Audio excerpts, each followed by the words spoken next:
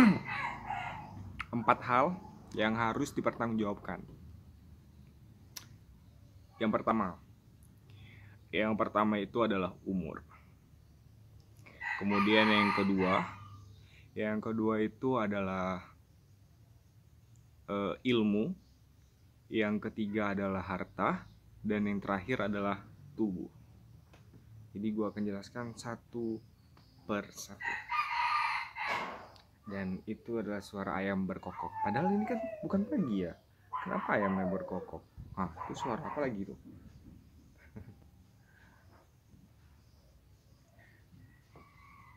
Oke, lanjut ya. Ada umur, ilmu, harta, dan tubuh. Yang pertama, umur. Kenapa 4 hal ini dipertanggungjawabkan nantinya? Ini bukan ceramah ya guys ya. Ini tuh seperti kita sharing aja, ngobrol. Dan gue dapatkan tadi itu, gue dengar bis khutbah Jumat. Gue dengar 4 hal yang dipertanggungjawabkan. Dan gue renungi, emang iya gitu. 4 hal itu bakalan kita pertanggungjawabkan nanti. Yang pertama adalah umur. Dari kita dalam kandungan, mungkin kalian pernah dengar sedikit-sedikit, gue juga pernah dengar ya. Sebelum kita dilahirkan itu kan kita katanya kayak buat perjanjian gitu kan. Sebelum dilahirkan kita buat perjanjian apakah kita nanti di dunia itu sedemikian rupa, misalkan nanti umur sekian bakalan begini, gini. Pokoknya tertata rapi lah apa yang akan kita lakukan di dunia gitu. Jadi kan kita buat perjanjian gitu. Kalau kita setuju maka kita akan dilahirkan gitu. Kayak teken kontrak gitu ya kan. Umur. Kalau apa sih namanya, balik ya, apa berakal gitu ya. Balik. Puber. Kalau umur laki-laki kan, kalau umur laki-laki tuh pubernya umur berapa guys? Kalau tak salah laki-laki itu lebih cepat ya puber daripada perempuan ya, gue lupa.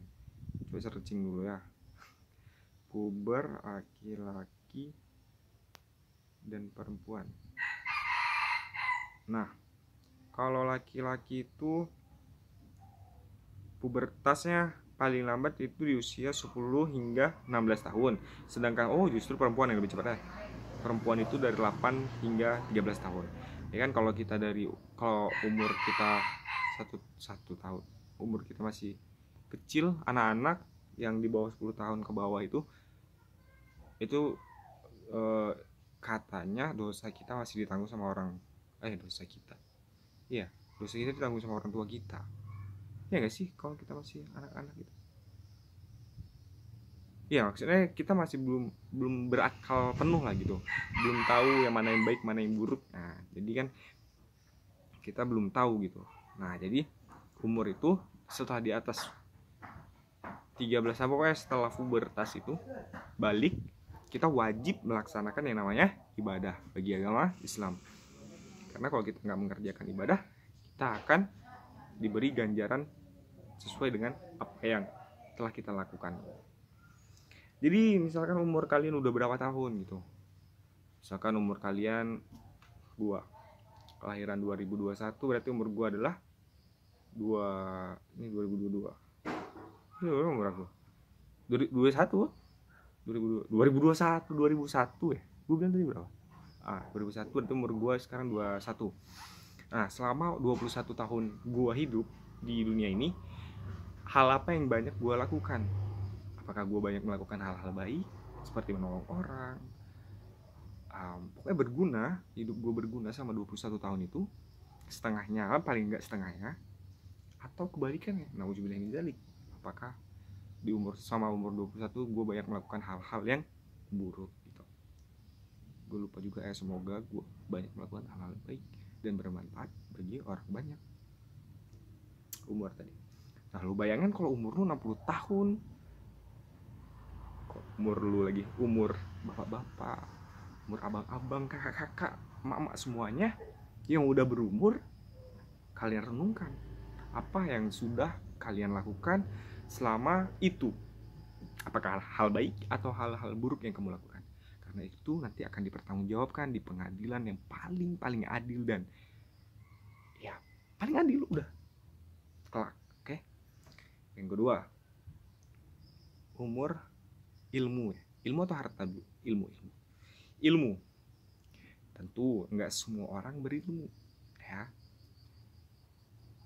Nah, jadi mereka yang memiliki ilmunya itu tentu orang yang berilmu, orang yang pintar. Orang yang pintar memungkinkan memiliki kemampuan atau keahlian yang berbeda dari orang yang nggak punya ilmu dan memiliki ya, orang yang memiliki ilmu itu tentunya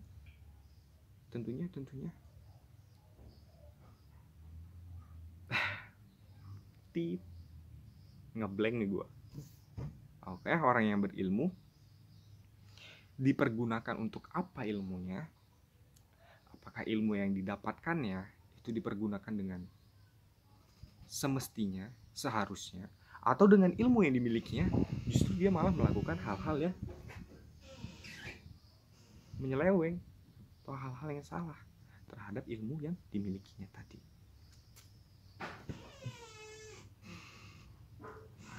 Ilmu ya, kalian punya ilmu, pengetahuan luas, dan ketika lu bertemu dengan orang yang di bawah lu malah membodoh-bodohi, atau dengan ilmu yang lu punya lu nggak menerapkannya dengan yang gue bilang tadi ya, semestinya, seharusnya, itu akan dipertemukan juga nanti ya ilmu.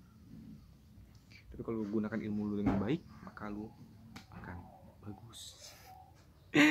Kemudian yang ketiga yaitu adalah harta.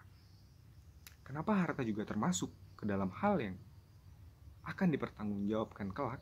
Benar, karena harta yang banyak tentu memiliki sumber pendapatan penghasilan. Dari mana harta itu datang? Dari mana kamu dapatkan harta itu? Apakah dengan menggunakan cara yang baik, cara yang benar, cara yang halal, atau sebaliknya? Dan dipergunakan untuk apa hartamu? Misalkan kamu punya uangmu kamu gunakan untuk apa? Apakah uangmu digunakan untuk bersedekah, infak, ya pokoknya dalam hal-hal baik lah pokoknya. Atau sebaliknya, kamu gunakan uang kamu ke foya-foya, buat itu kayak ke hal-hal yang buruk gitu ya kan. Nah, jadi harta itu kamu gunakan untuk apa? Kamu dapatkan harta itu dari mana? Makin banyak hartamu, makin banyak pertanyaannya nanti.